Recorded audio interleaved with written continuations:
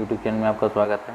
तो पिछले वीडियो में हमने किसी भी रियल फंक्शन का डोमेन और उसका रेंज कैसे निकालते हैं, रेंज पे हमने पिछले वीडियो में डिस्कस नहीं कर पाए थे। आज हम कैसे निकालते हैं देखेंगे, और रियल फंक्शन का कुछ जो इम्पोर्टेंट थे उसका ग्राफ और उसका डोमेन और कोडोमेन क्या होता है हमने देखा था। तो हमने पिछले वीडियो में डोमेन कैसे निकालते हैं किसी रियल फंक्शन का चर्चा किया था। तो आइए एक देख लेते हैं एग्जाम्पल से। तो यदि मान लीजिए एक फंक्शन f(x) = 1/1 + x² है, तो इसका हम लोग डोमेन कैसे निकालते थे। यदि हमारा थोड़ा जल्दी एक वो चर्चा कर लेते हैं कैसे किसी भी रियल फंक्शन का निकालते थे। उसका रेंज भी सेम उसी प्रकार निकलता है। इसीलिए तो यदि मान लीजिए यदि पहला था हमारा क्या, यदि कोई भी हमारा जो f(x) फंक्शन है यदि 1/x के रूप में है, तो जो नीचे का जो हमारा टर्म था वह 0 नहीं होना चाहिए। इस कंडीशन को रख के हम लोग निकालते थे। दूसरा हमारा क्या था, यदि हमारा f(x) 1/√x, यानी यहाँ पर रूट में हमारा यदि कोई टर्म था, तो उसका क्या था हमारा, ये जो हमारा नीचे का रूट में कोई भी नेगेटिव नंबर नहीं होना चाहिए। तो कुल मिला के हमारा था x ≥ 0। यदि मान लीजिए इस प्रकार था तीसरा, f(x) = √x, यानी रूट में हमारा कोई भी टर्म हो सकता है, यानी कोई फंक्शन हमारा था। तो इसमें क्या था, x का मान ग्रेटर देन, यहाँ पे इक्वल नहीं होगा, सॉरी यहाँ पे इक्वल नहीं होगा, केवल ग्रेटर देन। यहाँ पे ग्रेटर देन और इक्वल दोनों होगा। यदि मान लीजिए हमारा क्या था, यदि f(x) = log(x) था, लॉग में कोई वैल्यू थी, तो इसमें हमारा क्या था, लॉग में हमारा x का मान ग्रेटर देन 0 होना चाहिए या इक्वल भी 0 होना चाहिए। लॉग का मान 0 हो सकता है, निगेटिव कभी नहीं होता है। और यदि हमारा ट्रिग्नोमेट्रिकल था, यदि मान लीजिए यहाँ पर देख लेते हैं ट्रिग्नोमेट्रिकल में, पाँचवा देखते हैं। यदि मान लीजिए हमारा f(x) = sin x है, तो हम जानते हैं जो हमारा साइन का डोमेन होता है वह हम कभी कोई भी रियल नंबर लें, जो हमारा इसका डोमेन होता है, जो इसका पूरा रियल नंबर होता है, डोमेन इसका होता है रियल नंबर। जो कोडोमेन होता है या रेंज कहें, सॉरी यहाँ पर रेंज लिखें या रेंज लिखें, डोमेन दोनों एक ही चीज़ है, इसमें रेंज लिखें। तो हम जानते हैं यहाँ पर साइन का मान कभी भी 1 से ज़्यादा नहीं होता है और -1 से कम नहीं होता है, यानी -1 से +1 के बीच में जितनी संख्याएं होती है वह साइन का रेंज होता है। इसी प्रकार हमारा यदि कॉस की बात करें, cos x, तो हम इस कॉस का इसका भी जो हमारा डोमेन होता है वह पूरा रियल नंबर होता है, और जो रेंज होता है इसका यह भी साइन की तरह होता है, -1 से +1। यानी हम पूरे रियल नंबर में कोई भी संख्या लिखेंगे तो वह हमारा -1 और +1 के बीच में ही आएगा। अगला हमारा है, यदि tan की बात करें, tan x की, इसका जो डोमेन होता है वह पूरा इसमें भी रियल नंबर होगा, लेकिन इसका जो कोडोमेन रेंज होता है, रेंज भी r होता है। यहाँ पर डोमेन में हमारा या 90 डिग्री पर इन्फिनिटी हो जाता है, यानी 90 डिग्री हो गया, और जैसे हमारा 270 डिग्री भी हो गया, तो इन सब पे यार डिफाइन नहीं है, क्योंकि इसका मान इनफाइनाइट की ओर टेंड करता है। तो यहाँ पर हम इस प्रकार लिखेंगे 2n + 1 to π/2, इसमें छोड़ दिया जाए। यानी डोमेन में जो हमारी विषम संख्या है, जैसे मान लीजिए π/2 हो गया, 3π/2 हो गया, 5π/2 हो गया, तो इन सबको छोड़ दिया जाता है। तो डोमेन में हमारा जो tan का होता है उसमें इन सबको छोड़ दिया, जबकि रेंज हमारा होता है वह इन्फिनिटी तक होता है, यानी 1 से इन्फिनिटी तक। tan 45 का मान 1 होता है, tan 0 का मान 0 होता है, tan 90 का मान इन्फिनिटी, यानी इसमें पूरी रियल नंबर आ जाती हैं संख्याएं। जबकि हमारा जो डोमेन है इसमें π/2 पे डिफाइन ही नहीं है। तो अगला हमारा है 8वां, यदि हम sec की बात करें, तो इसका जो डोमेन होता है वह भी इसमें भी रियल नंबर पूरा होता है। उसमें से केवल जो हमारे विषम यानी π/2, 3π/2, यानी सेम इसी प्रकार इसका भी होता है डोमेन। और इसका जो रेंज हमारा होता है उसमें 1 और -1 के बीच की सारी संख्याओं को छोड़कर वो सारी संख्याएं होती हैं, यानी -∞ से लेकर -1 यूनियन यहाँ 1 को लिया जाता है, यहाँ से 1 से लेके इन्फिनिटी तक, इसका रेंज ये होता है। तो अगला हमारा है इसी प्रकार कॉसेक। तो कॉसेक एक्स में हमारा जो डोमेन होता है, हमारा पूरा रियल नंबर और इसमें n पाई, यानी यदि यहाँ पर जैसे 180 डिग्री 0 डिग्री, तो 0 डिग्री पे हमारा जो कॉसेक होता है वह डिफाइन नहीं होता है, 90 डिग्री पर इसी प्रकार 180 डिग्री पे डिफाइन नहीं होता है। और इसका जो रेंज होता है इसमें भी 1 और -1 के बीच में संख्याओं को छोड़ दिया जाता है, इसलिए रेंज में वो सारी संख्याएं नहीं आती हैं। तो इसका जो हमारा रेंज हो जाएगा -∞ से -1 यूनियन 1 से इन्फिनिटी। तो ये हो गया। इसी प्रकार tan का है, कॉट का है, सॉरी 9 है कॉट का। इसका भी जो हमारा डोमेन होता है वह होता है पूरा रियल नंबर, और इसमें भी यहाँ 0 और 180 पे डिफाइन नहीं होता है, यानी n पाई ये इसका डोमेन ही होगा। और इसका रेंज जो होता है जो पूरा रियल नंबर होता है। तो इस प्रकार हो गया। तो आइए हम इसका जो हम एग्जांपल लिए थे उसका हम सॉल्यूशन देखते हैं। तो f(x) इक्वल टू हम लिए थे 1/1 प्लस x²। तो इसका हमको क्या करना है, नीचे का जो टर्म है उसको 0 नहीं होना चाहिए। 1 plus x² is not equal to 0। तो x² is not equal to 1 या x is not equal to +-1, यानी इसका जो हमारा डोमेन है वो पूरा रियल नंबर होगा केवल +1 और -1 को छोड़ के, यानी इसका जो हमारा डोमेन हो जाएगा वो हो जाएगा r -1 और +1। तो ये दोनों इसका हमारा जो डोमेन हो जाएगा। अब इसका रेंज कैसे निकालते हैं, तो रेंज के लिए क्या करना है, रेंज के लिए आप लोग इसको नोट कीजिएगा।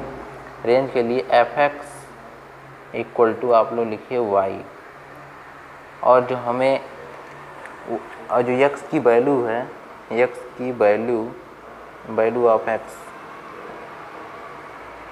इन टर्म y, यानी x की वैल्यू y के टर्म में हमको निकालना है। तो इसी क्वेश्चन को देखते हैं, इसका रेंज निकालते हैं। तो f(x) इक्वल टू दिया गया है 1/1 प्लस x², इसको लिखिए y, यानी 1/1 plus x² equal to y। यहाँ लिखिए। अब x की वैल्यू y के टर्म में निकालिए, तो इसका पहले इसमें मल्टीप्लाई कीजिए, तो क्या आ जाएगा 1 equal to y plus x² y, ये हो गया। अब इससे x की वैल्यू निकालिए, तो क्या हो जाएगा x² y equal to y के बाद 1 माइनस y हो जाएगा, इसको इधर ले आए। तो यहाँ से x की वैल्यू निकालेंगे तो हमारा जाएगा 1 minus y by y under root में। तो ये वैल्यू निकली। अब इसका रेंज हमारा क्या हो जाएगा, अब इसमें देखिए दो फंक्शन है, दोनों को अलग अलग निकालेंगे। तो इसको अलग अलग कीजिए, तो इसका रेंज क्या होगा, पहले तो नीचे वाला term is not equal to 0 होना चाहिए, यानी y is not equal to 0। तो कंडीशन नंबर 1 है यह कि रियल नंबर में 0 नहीं होना चाहिए। अब दूसरा है कि 1 माइनस वाई ग्रेटर देन 0 या y माइनस 1 लेस देन 0। कि यदि हम किसी भी साइन को चेंज करते हैं, यदि इसमें माइनस से हम गुणा करते हैं, तो ये हमारा जो ग्रेटर देन है 1 लेस देन में बदल जाता है। इसको आप ध्यान दीजिएगा। यदि यहाँ पर साइन है माइनस में, उसको हमको प्लस में करना है, तो इसको हमें बदल देना चाहिए। साइन ये बदला जाता है, रूल है। तो क्या हो जाएगा 1 y लेस देन -1। तो दो कंडीशन है। तो हमारा इसका जो रेंज हो जाएगा वो पूरा रियल नंबर हो जाएगा, बस 0 और -1 से छोटा होना चाहिए। यहाँ पर मतलब 0, यहाँ तो थोड़ा गलती हो गया। ये पूरा हो जाएगा हमारा -∞ से लेकर, और 0 भी नहीं होना चाहिए और -1 से छोटा होना चाहिए, यानी -1 यहाँ पर ओपन रहेगा, यानी -1 नहीं होना चाहिए। तो ये हो जाएगा इसका आंसर। यहाँ पर क्लोज रहेगा क्योंकि वहाँ पर 1 होगा तो 0, यानी ये क्लोज रहेगा क्योंकि छोटा होना चाहिए, इक्वल नहीं दिया गया है, तो इसका ये रेंज हो जाएगा। इसी प्रकार यदि हम दूसरे एक क्वेश्चन की बात करें, एक और एग्जाम्पल की बात करें, यदि मान लीजिए fx इक्वल टू 3x + 5 4 की एक एग्जाम्पल ले लेते हैं, इसका हम रेंज निकालते हैं। तो रेंज के लिए क्या करना है, fx इक्वल टू y लिखना है। तो 3x + 4 इक्वल टू y, तो y x के टर्म में निकालना है, तो क्या हो जाएगा 3x इक्वल टू y - 4 या x इक्वल टू y - 4/3। तो इसका हमें रेंज निकालना है। तो इसका रेंज तो पूरा हमारा, देखिए यहाँ पर पॉलिनोमियल फंक्शन है, तो इसका रेंज पूरा रियल नंबर होगा, तो रेंज इसका हो जाएगा इक्वल टू r। तो इस प्रकार हो गया। अब हम बात करते हैं 1 1 ऑन टू की। तो 1 1 फंक्शन, कोई भी फंक्शन 1 1 कब होता है, 1 1, तो पिछले वीडियो में ही हमने 1 1 के ऊपर डिस्कस किया था, और पहले वाले सबसे पहले वीडियो में, फर्स्ट वीडियो में।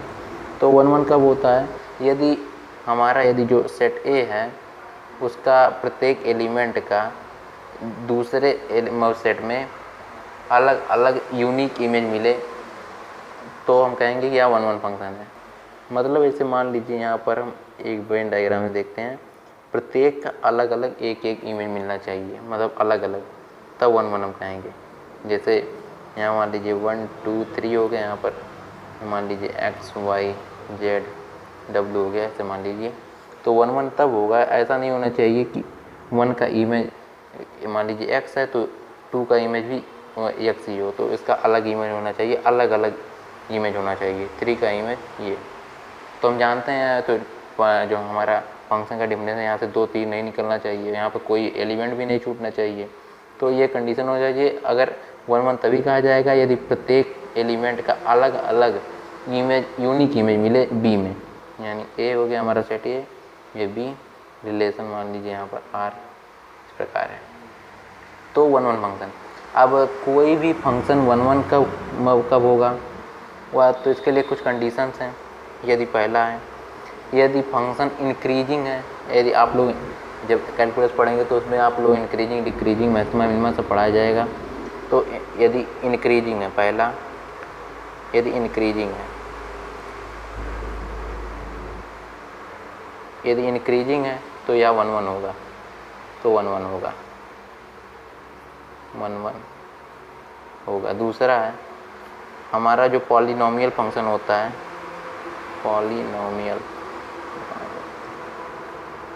पॉलिनोमियल फंक्शन होता है वह 1 1 होता है हमेशा।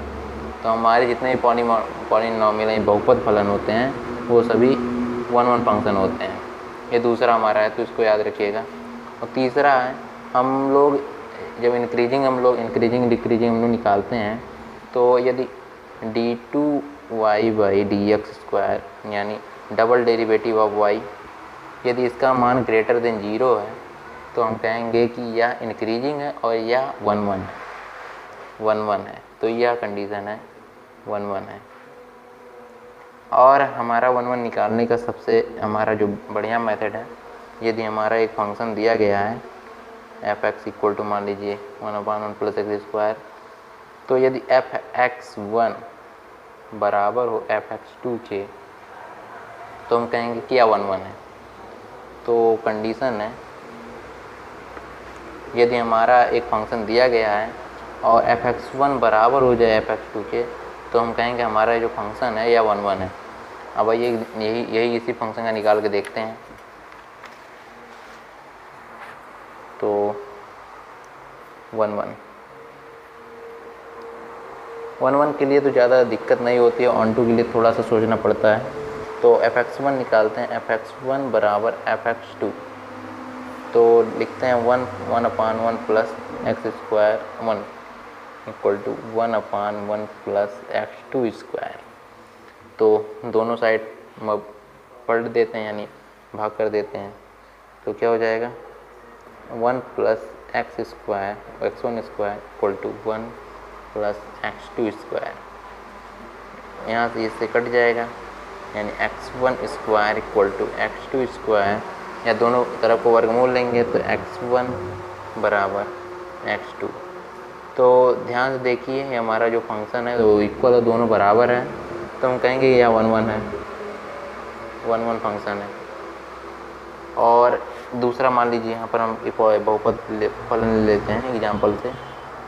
मान लीजिए f(x) equal to x square plus 5x plus 6। तो एक फंक्शन ले लिए, तो यह हमारा 1 1 है कि हम इसको हम सीधे ही कह सकते हैं कि हमारा 1 1 फंक्शन है, क्योंकि हमारा जो रूल है इट इज़ पॉलिनोमियल, सीधा कहेंगे इट इज़ पॉलिनोमियल। तो पॉलिनोमियल फंक्शन है, तो इस प्रकार यह 1 1 है, 1 1। अब जैसे मान लीजिए यहाँ पर दूसरा एग्जांपल ले लेते हैं, यदि f(x) log of x³ plus 3, तो यह हम देखते हैं यहाँ हमारा 1 1 है कि नहीं। तो हमें क्या करना है, f(x1) बराबर करना है f(x2) के, तो क्या हो जाएगा log ऑफ x1³ प्लस 3, और इसी प्रकार हो जाएगा log ऑफ, बेस हमारा कुछ भी मान लीजिए, वैसे यहाँ पर काम नहीं बेस का, x2³ प्लस 3। तो दोनों तरफ का एंटी लॉग लेने पर टेकिंग एंटी लॉग,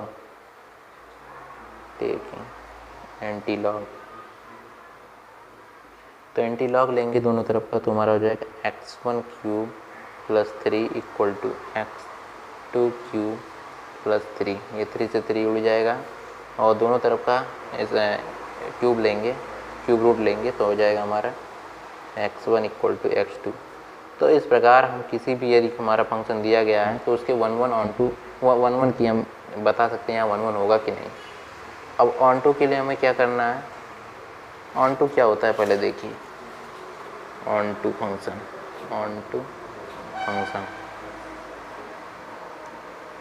इसको हिंदी में आच्छादक फलन भी कहते हैं। तो ऑन टू फंक्शन क्या होता है, यदि हम कोई भी फंक्शन है तो उसमें हम कहेंगे कि ए का जो हमारा इमेज है वह बी में मिलना चाहिए, जो भी यूनिक होना चाहिए। यदि हम इस प्रकार कहें कि बी का प्रत्येक एलिमेंट का प्री इमेज ए में मिले, तो हम कहेंगे कि यह फंक्शन आच्छादक है। यानी इस प्रकार यह कह सकते हैं कि कोई एक फंक्शन यह दिया गया है, तो ए का प्रत्येक एलिमेंट बी के प्रत्येक एलिमेंट के साथ यदि यूनिक इमेज रखता है, तो हम कहेंगे कि यह जो फंक्शन हमारा है वह ऑन टू है। 1 2 3 इस प्रकार हमारा मान लीजिए x y z। यदि हमारा जो ए में जो हमारे नंबर ऑफ इसमें जो एलिमेंट हैं, इसमें बी में इस प्रकार हमारा हो, यदि हमारे यहाँ पर 2 ही एलिमेंट हो, यहाँ पर इस प्रकार कह सकते हैं कि जो हमारा बी हो, यदि इस प्रकार है, बी सबसेट होना चाहिए ए का, यानी कुल मिला के छोटा होना चाहिए बी का सेट। इस सेट कहें हैं ना, सबसेट तो होगा नहीं, क्योंकि सबसेट का मतलब होता है कि बी का प्रत्येक एलिमेंट ए में हो, तो ऐसा नहीं, ये केवल रिलेशन की बात यहाँ पर की गई है। यहाँ पर बी छोटा होना चाहिए, स्मॉल यहाँ पर लिख सकते हैं, स्मॉल या इक्वल भी, इक्वल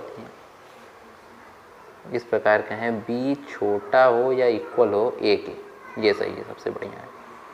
यानी यहाँ पर ये बड़ा नहीं होना चाहिए, नहीं तो आच्छादक होगा ही नहीं, क्योंकि यहाँ से दो तो रिलेशन होगा नहीं, एक ही रिलेशन होगा तभी यह फंक्शन होगा।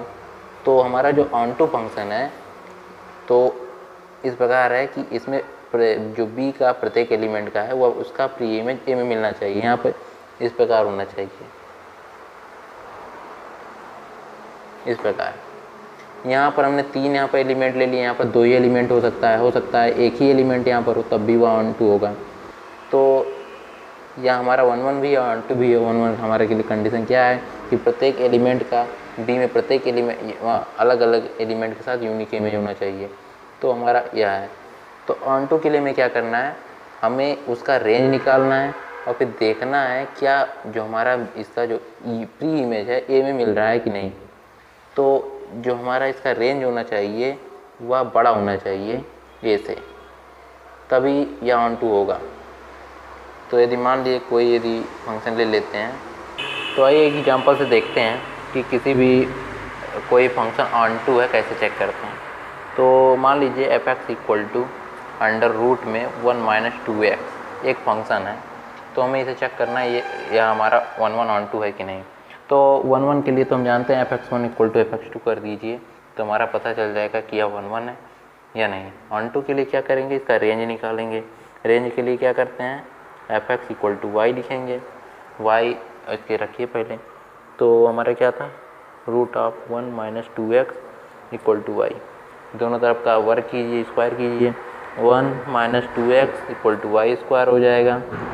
अब इसको इधर लाइए, इसको x के टर्म में निकालिए, तो माइनस में 2x equal to y square minus 1, या x इक्वल टू हमारा हो जाएगा माइनस में प्लस में 1 माइनस में वाई स्क्वायर बाई 2। तो यह हमारा हो जाएगा। तो इसका हमें इसका रेंज निकालना है, तो हम ध्यान से देख रहे हैं यहाँ पॉलिनोमियल फंक्शन है, इसका रेंज हमारा पूरा रियल नंबर होगा। तो रेंज इसका जो होगा पूरा हमारा रियल नंबर होगा।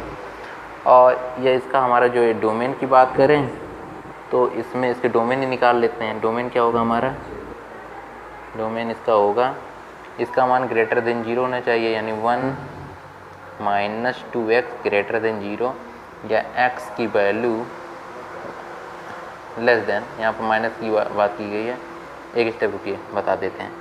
तो इसका value minus 2x greater than minus 1, या दोनों तरफ यदि माइनस से मल्टीप्लाई करें तो हो जाएगा हमारा 2x ग्रेटर देन 1/2। इस प्रकार लिख सकते हैं, यानी x की वैल्यू हमारी 1/2 से बड़ी होनी चाहिए, यानी इसका जो हमारा डोमेन हो जाएगा वह हो जाएगा 1/2 से इन्फिनिटी। अतः हम देख रहे हैं जो हमारा इसका डोमेन है वह छोटा है, जबकि रेंज इसका बहुत बड़ा है। तो यानी इसमें रेंज में प्रत्येक एलिमेंट हमारा डोमेन से मिलेगा, यानी इसका जो प्री इमेज है वह हमें डोमेन में मिलेगा। तो इस प्रकार सॉरी यहाँ पर एक चीज़ थोड़ा सा गड़बड़ हो रहा है, यहाँ पर ये ऑन टू नहीं होगा, क्योंकि देखिए ध्यान से, यह हमारा जो दूसरा वाला हमारा जो सेट होना चाहिए हमेशा छोटा होना चाहिए या बराबर होना चाहिए।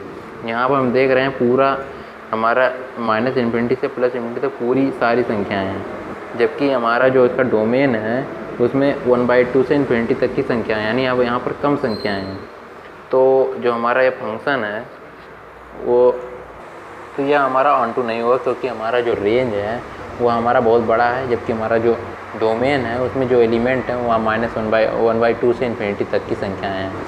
तो इसमें यदि हम माइनस में इन्फिनिटी से कोई भी चीज़ रखेंगे, कोई भी यदि मान लीजिए -4 रखते हैं, तो वह हमारा इससे बिलोंग ही नहीं करेगा। कि हमारा जो फंक्शन है या ऑन टू नहीं है, it is not onto function, it is not onto function. तो इस प्रकार हम जो हमारा जो फंक्शन है वो ऑन टू इस प्रकार हमको चेक किया जाता है। एक एग्जांपल से और देख लेते हैं, थोड़ा सा सरल मान लेते हैं। एग्जांपल दूसरा है, एफ एक्स इक्वल टू एक पॉलिनोमियल फंक्शन ले लेते हैं, x² प्लस 3x प्लस 5। तो यह ले लेते हैं, तो इसको निकालते हैं y के टर्म में। तो f x equal to y लिखेंगे, तो y इक्वल टू हमारा हो जाएगा यहाँ पर x² प्लस 3x प्लस 5। तो यहाँ से निकालते हैं x की वैल्यू, या थोड़ा सा ज़्यादा कठिन हो जाएगा, एक और देख लेते हैं, इसको भी बाद में सॉल्व करेंगे। अगला, यदि एफ एक्स एग्जाम्पल दूसरा, एफ एक्स इक्वल टू मान लेते हैं x² प्लस 3, तो इसको मान लेते हैं, यह भी पॉलिनोमियल है। तो क्या हो जाएगा, y इक्वल टू निकालेंगे इसका रेंज, तो x² प्लस 3, y इसको लिखेंगे एफ एक्स टू वाई, इसका रेंज निकालने के लिए y x के टर्म में निकालेंगे इसका वैल्यू, तो y के टर्म में मतलब x की वैल्यू निकालेंगे।